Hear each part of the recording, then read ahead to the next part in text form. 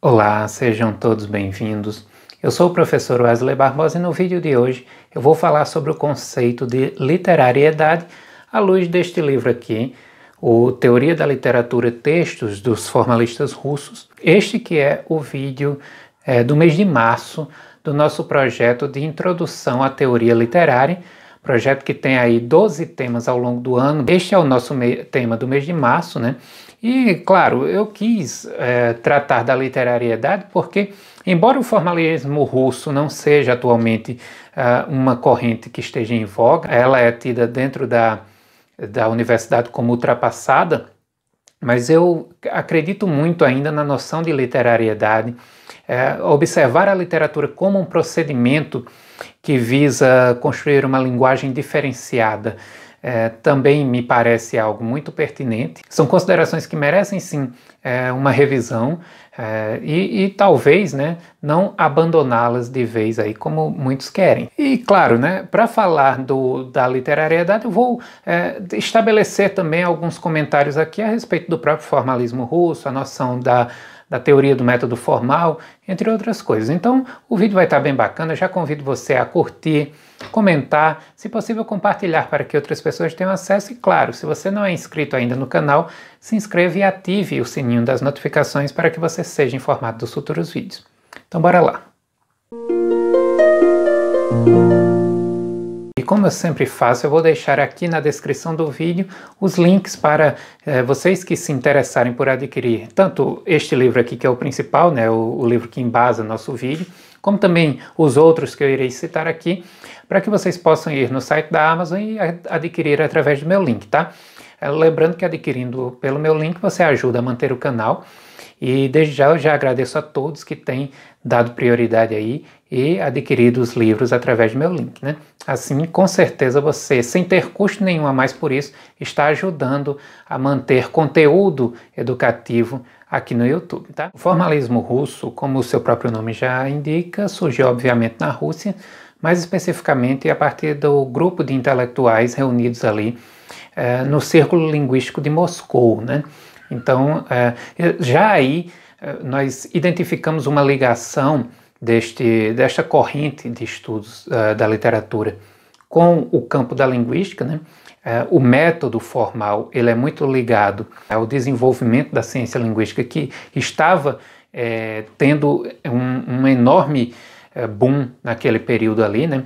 Nós estamos falando, obviamente, aqui das primeiras décadas do século XX, né? O modernismo surgindo aí como escola literária predominante, né, em voga. Então todo esse ambiente ligado à linguística, ligado à ideia de um método científico para tudo, inclusive para o estudo da literatura, enfim, e tudo isso justificou o surgimento desse movimento, que tem também suas raízes na fundação da Associação para o Estudo da Linguagem Poética, cuja sigla em russo é Opoyaz, né, ou algo do tipo que se pronuncia.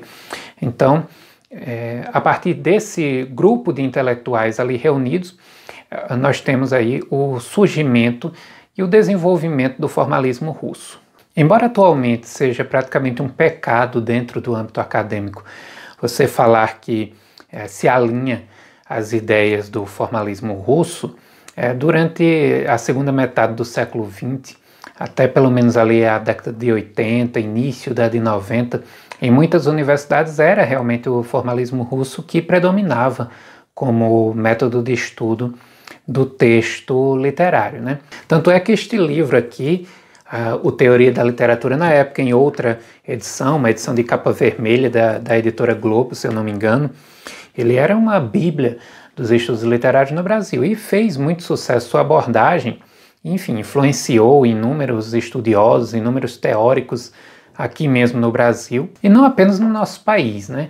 Eu diria que o formalismo russo ganhou aí repercussão em todo o mundo, né? Inclusive um pouco depois de seu apogeu enquanto núcleo ali ambientado em Moscou, né? Porque o formalismo ele se deu ali enquanto reunião de intelectuais a partir das décadas de 1910, 1920, né? E depois disso ele meio que ficou esquecido aí e foi retomado na segunda metade do século XX aqui no Ocidente, né? Os formalistas eles tinham um programa bem específico que era combater a abordagem do texto literário que vinha do simbolismo, né? Óbvio, como o modernismo de um modo geral voltava-se contra o simbolismo e, obviamente, contra o método de estudo que caracterizou aquele período, que tinha muito a ver com o impressionismo, né? Então, eles combatem muito, dá para ver aqui ao longo de toda a obra, que o foco principal deles é combater o impressionismo e aquela crítica biográfica, né? Que visava encontrar na biografia, nas influências do autor, as repercussões ali do texto literário. E, enfim, embora tais observações, nós olhando atualmente de um modo distanciado, embora tais considerações tenham sim sua importância, mas é de se dar razão ao formalismo por tentar estudar a literatura em si mesma, né? Ou seja, descobrir o texto literário enquanto objeto artístico, enquanto produto de uma elaboração artística dada à contemplação do público, né? Então, observar este texto com suas características que o diferenciam da linguagem de um modo geral é, sim, um ponto de vista muito válido. Eu gosto muito de trabalhar assim e, enfim, é daí que vem a minha admiração por alguns dos procedimentos dos formalistas russos. Segundo o Roger Samuel, aqui no seu livro Novo Manual de Teoria Literária, o formalismo russo teve aí uma vida bem curta, né? Durou aí 2 décadas, mais especificamente entre os anos de 1914 e 1915, quando surgiu aí o Círculo Linguístico de Moscou, até mais ou menos 1924, 1925, quando, segundo ele, o patrulhamento ideológico, enfim, estávamos obviamente na União Soviética, né? E o formalismo ele se voltava contra algumas das posturas, inclusive o líder do formalismo, era tido como líder, que era o Shklovsky. Ele era contrário ao marxismo, né? E aí, enfim, em 1924, 1925, o grupo começou a ser perseguido, né? Censurado, inclusive houve até, eu não sabia desse fato, o fuzilamento de um linguista, né? Polivanov. Enfim, né? O método típico de todo regime extremista, né? Que é perseguir e matar quem pensa diferente, né? Então, isso aí a gente já conhece um pouco o procedimento, né? Sabemos muito bem como é. E o formalismo russo, segundo o Roger Samuel, padeceu por esse motivo, né? Mas teve aí uma vida posterior bem frutífera aqui no Ocidente, né? E, enfim, como eu já disse, influenciou muito as universidades pelo Brasil afora, pelo mundo afora, e, enfim, conheceu seu apogeu muito também devido ao Jacobson, né? Que é um linguista de Praga, não era russo, mas ele, enfim, se relacionava com o grupo. E o Jacobson, ou Jacobson, ele difundiu, ajudou muito a difundir as ideias do formalismo russo aqui no Ocidente. Bom, mas é justamente do desejo de estudar a literatura a partir de um método científico que surge o formalismo russo, né? Ou seja, entender a literatura, o estudo da literatura, né, a ciência da teoria literária, como algo não sujeito aí aos sentimentos, às impressões, aos achismos dos diferentes críticos, mas sim algo que pudesse ter uma abordagem verdadeiramente fundamentada em critérios, em procedimentos de análise, né? Mas isso, claro, sem estabelecer um método fixo. Inclusive é uma das opiniões aqui do Boris Eichenbaum. Eu vou ficar devendo aí a pronúncia correta dos nomes, obviamente. Mas ele defende a teoria do método formal, que é o texto que abre aqui o livro, que é como se fosse um grande resumo tanto do desenvolvimento do formalismo russo como também das suas principais ideias. Ele vai dizer que essa ideia, né, de método formal é até uma ideia pejorativa que surgiu dos críticos ao movimento, né? Primeiramente, chamá-los de formalistas, né? Eles não se autodenominavam formalistas, isso foi um termo pejorativo, por se dedicarem muito à forma do texto.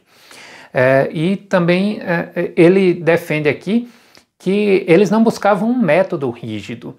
Embora houvesse essa preocupação com o olhar científico, mas de acordo com aquilo que a própria literatura ia oferecendo com a sua evolução e com, enfim, o surgimento de novas estratégias de produção, o método também ia se adaptando, ou seja, era um método flexível, o que pode ser entendido como não havendo um método, né, mas sim diferentes procedimentos de abordagem. Lembremos que estamos aí falando de uma escola, né, de um grupo que surgiu com o modernismo, que estava alinhado com o modernismo e via, claro, a literatura como um constante rompimento, né, como uma constante revolução de formas linguísticas. E aí é interessante citar aqui um trechinho do Boris Reichenbach. O que nos caracteriza não é o formalismo enquanto teoria estética, nem uma metodologia que represente um sistema científico definido, mas o desejo de criar uma ciência literária autônoma a partir das qualidades intrínsecas do material literário. Então, essa abordagem intrínseca que é o grande diferencial, né? Olhar o texto literário, observar o que aquele texto tem de diferente da linguagem cotidiana, e aí é uma oposição muito forte que a gente percebe tanto em Eichenbaum como no segundo texto aqui do livro, que é o texto A Arte como Procedimento, do Viktor Shklovsky, né, que é tido como líder do movimento. Eu gosto muito desse texto. E também em outros vários momentos do livro, os próprios capítulos do Tinianov, que é outro estudioso aqui presente, estão sempre buscando diferenciar as utilizações comuns ao texto cotidiano, a linguagem cotidiana que nós temos no nosso dia a dia, e aquela linguagem do texto literário, né? Eles vão dizer que a literatura tem peculiaridades que a distinguem da linguagem comum. Uma linguagem que muitas vezes já está automatizada, né? Tem um automatismo muito grande que nos faz, muitas vezes, sequer perceber a forma linguística.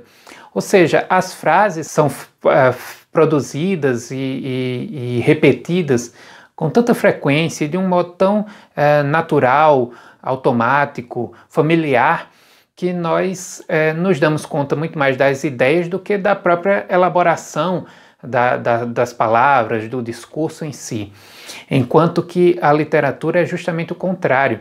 A literatura é aquela linguagem que, rompendo com a linguagem cotidiana, nos mostra o texto em si, né? Coloca a ênfase sobre o texto em si. É daí que surge, por exemplo, o conceito de desvio, né? A literatura como sendo aquela linguagem que constitui um desvio da norma linguística comum.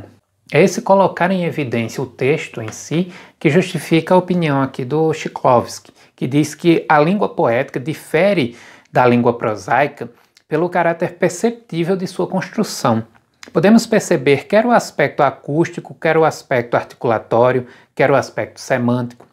Às vezes, o que é perceptível não é a construção, mas a combinação das palavras, sua disposição. Ou seja, é aquela linguagem que chama realmente a atenção para si mesma, né? Que não é uma linguagem transparente, mas é uma linguagem opaca, né? Lembrando que quando ele fala em língua poética, ele está falando aqui da literatura, né? Não é apenas da poesia. Tanto que os formalistas eles têm sim textos aqui a respeito da prosa. E é desse uso particular, é desse desvio que coloca ênfase sobre o próprio texto que surge a noção de literariedade, né? Que é uma noção que eu acho muito pertinente quando dá consideração do texto literário. E a respeito disso, Jacobson tem aqui a afirmação que justifica meio que o procedimento e o objetivo geral dos formalistas russos.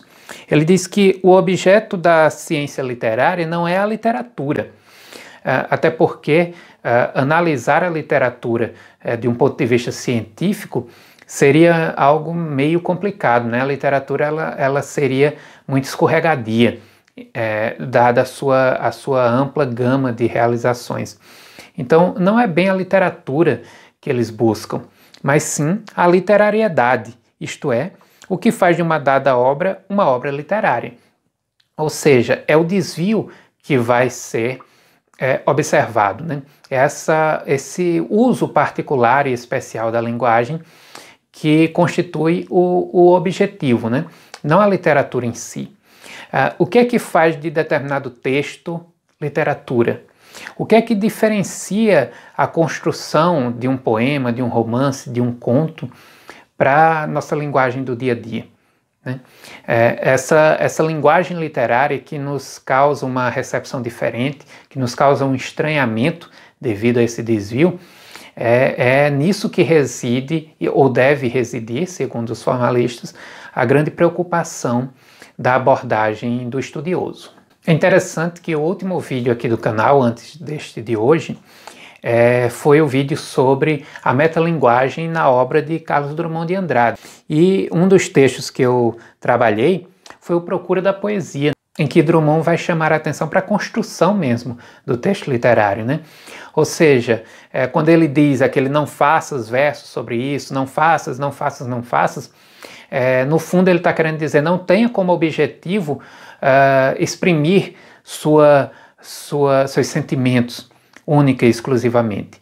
Tenha como objetivo principal instituir um objeto artístico. Tenha como preocupação o procedimento que levará o seu texto a se diferenciar dos demais, né? Então, o Procura da Poesia parece ser a confirmação dentro da obra de Drummond daquilo que os formalistas russos defendiam, né? E para mostrar um pouco do que os formalistas russos observam num texto literário, eu vou fazer a leitura de um texto poético aqui para vocês. Vai ser o poema O Martelo, constante aqui da obra Lira dos 50 Anos, do grande poeta brasileiro Manuel Bandeira, tá? O Martelo. As rodas rangem na curva dos trilhos inexoravelmente. Mas eu salvei do meu naufrágio os elementos mais cotidianos. O meu quarto resume o passado em todas as casas que habitei. Dentro da noite, no cerne duro da cidade, me sinto protegido. Do jardim do convento vem o pio da coruja, doce como um arrulho de pomba. Sei que amanhã, quando acordar, ouvirei o martelo do ferreiro bater corajoso seu cântico de certezas. Bom, quem se preocupasse com estudar a obra literária apenas a partir da biografia do autor, certamente citaria aqui o fato de que Bandeira descobriu-se tuberculoso muito cedo e que, enfim, essa doença o acompanhou ao longo de toda a vida, embora ele esperasse a morte imediata, né? E a sua poesia como um todo reflete muito este sentimento da morte perene ali presente, né? Ou seja, mas ele não morre e essa morte acompanha a sua produção literária ao longo de toda a vida. E aqui ele não deixa de fazer referência a isso, né? Ou seja, ele que foi uma pessoa muito reclusa, né, devido à sua enfermidade, né? E ele diz aqui, né, o meu quarto resume o passado em todas as casas que habitei. E certamente essas pessoas puxariam aí toda uma interpretação literária a partir deste elemento e, enfim, justificariam não apenas este livro, este texto de Bandeira, mas o seu livro e, enfim, toda a sua obra de um modo geral. É claro que, óbvio, não existe problema algum em você estabelecer como critério de abordagem do texto a biografia. Mas o que os formalistas russos chamam a atenção é que não é apenas a biografia, ou não é apenas a sua impressão a respeito da obra, ou enfim, não é apenas a história como influência da obra literária, não. existe também um lado específico do texto literário que merece ser abordado, que merece ser considerado, que aqui é onde está a natureza do texto literário, porque afinal de contas uma confissão de suas angústias e de sua existência com a perene preocupação da morte, você pode fazer numa carta, você pode fazer num bilhete, você pode fazer num diálogo, enfim. Mas o que é que faz um texto literatura, né? E, enfim, é aí que está o grande diferencial e é aí onde está a riqueza, porque quando nós começamos a analisar a estrutura de um texto como esse de Manuel Bandeira, é aí que nós vemos a inventividade, né? Por exemplo, os dois primeiros versos, né?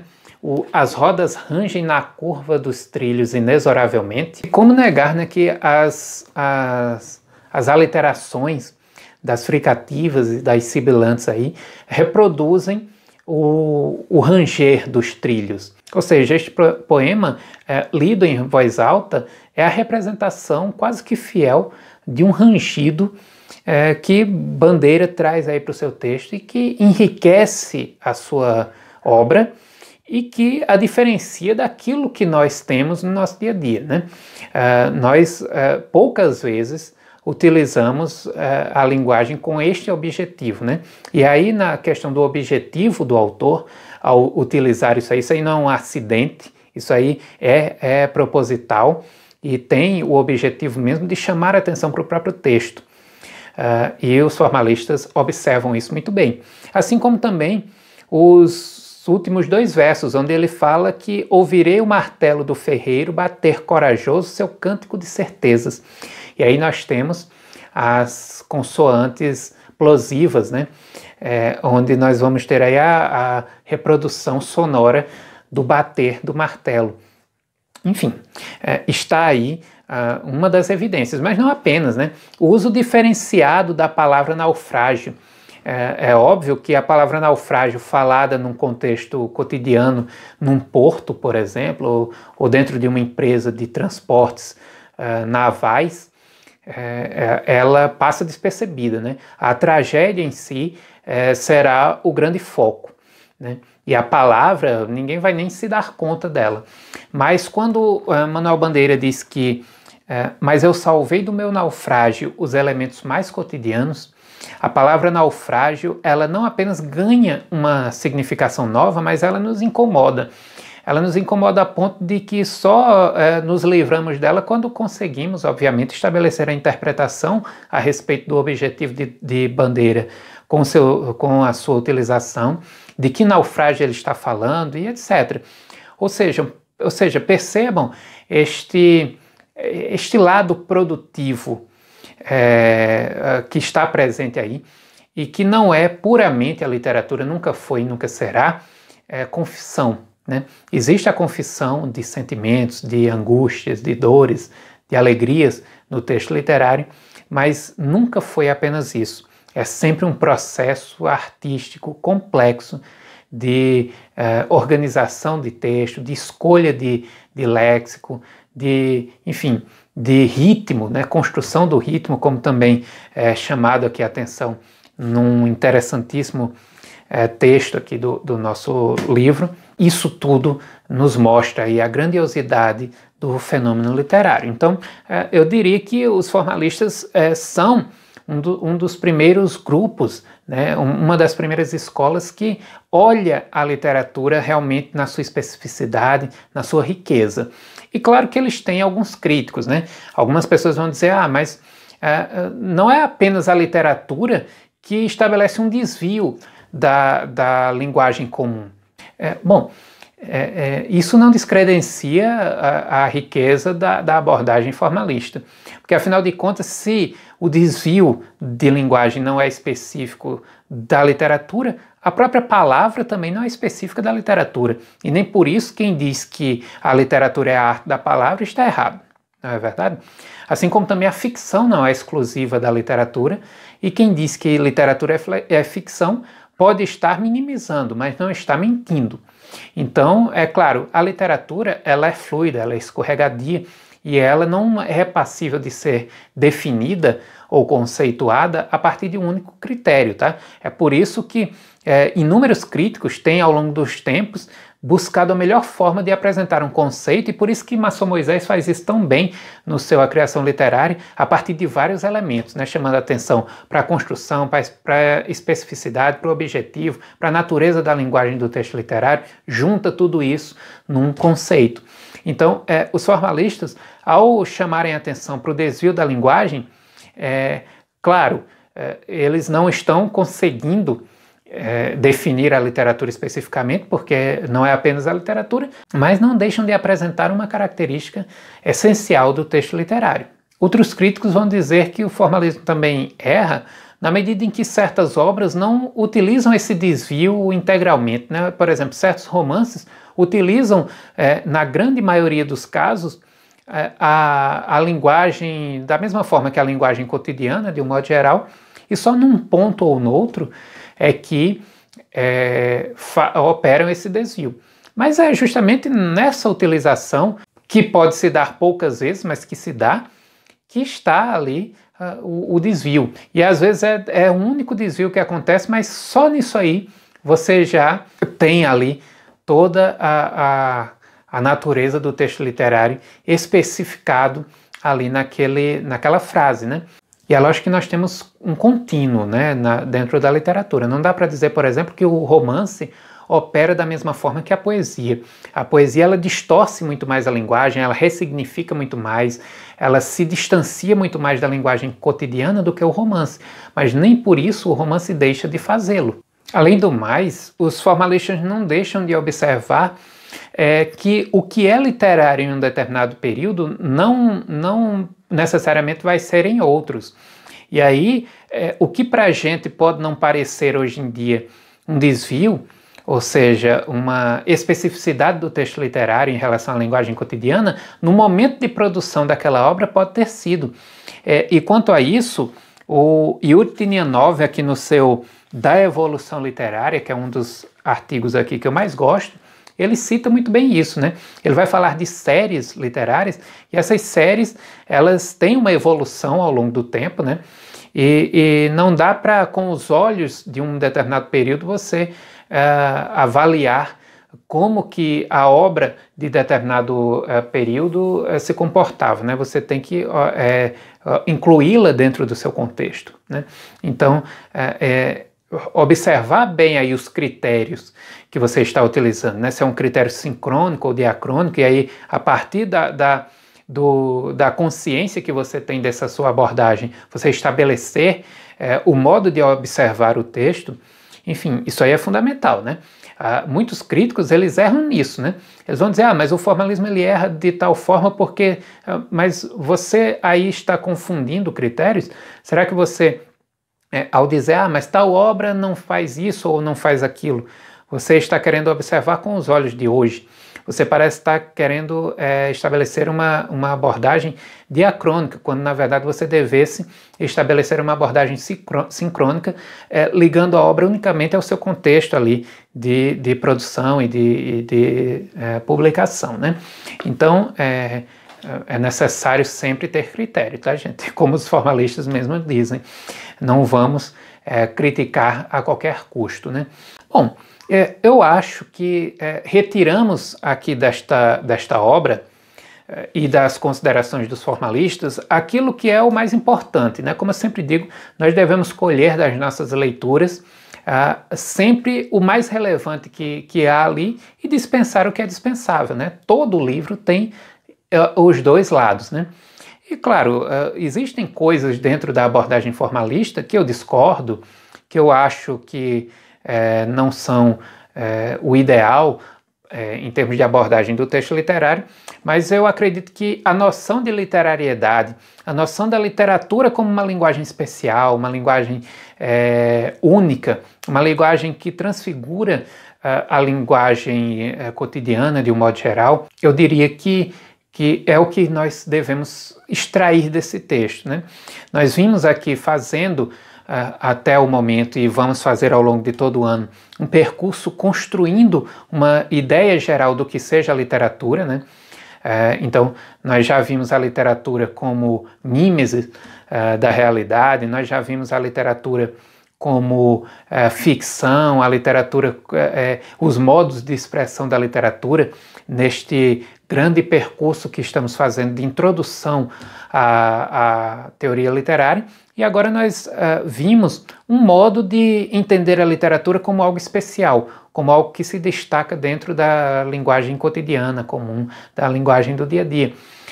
E eu acredito que só num exemplo que nós buscamos aqui, nós já podemos ver que a boa literatura, e aí claro, né, falar em boa literatura é sempre um problema, né, nos dias de hoje, em que tais noções são muito problematizadas, mas eu quero dizer boa literatura no sentido de literatura surgindo a partir de uma preocupação com o trabalho estético, tá? E aí, claro, entra o cânone, como Manuel Bandeira, mas entra qualquer artista aí que esteja produzindo neste momento e que tenha um cuidado com o seu texto para fazer dele um objeto ímpar de contemplação, ainda que não consiga, mas que tente, né? Eu acho que é nisso o objetivo de produzir um objeto, um construto estético, que está o grande X da questão da produção do texto literário, né? Então, acredito que é uma grande contribuição dos formalistas russos, que cabe sim ser sempre citado e sempre reavaliado. Então, eu espero que vocês tenham gostado do vídeo. Se gostaram, não deixem de interagir, comentem, sugiram. Estamos essa semana terminando aí os projetos do mês de março, né? As leituras e os vídeos, então a partir da próxima semana já fica aí livre para os vídeos extras, com sugestões de vocês, enfim, diferentes abordagens de obras literárias, indicações de livros e outras questões. Então, quem puder, tiver aí uma dica, uma sugestão, pode deixar aí nos comentários, que será um prazer, na medida do possível, claro, pode demorar, mas um dia sai, será um prazer atendê-los. Eu agradeço muito a audiência de vocês e até o próximo vídeo.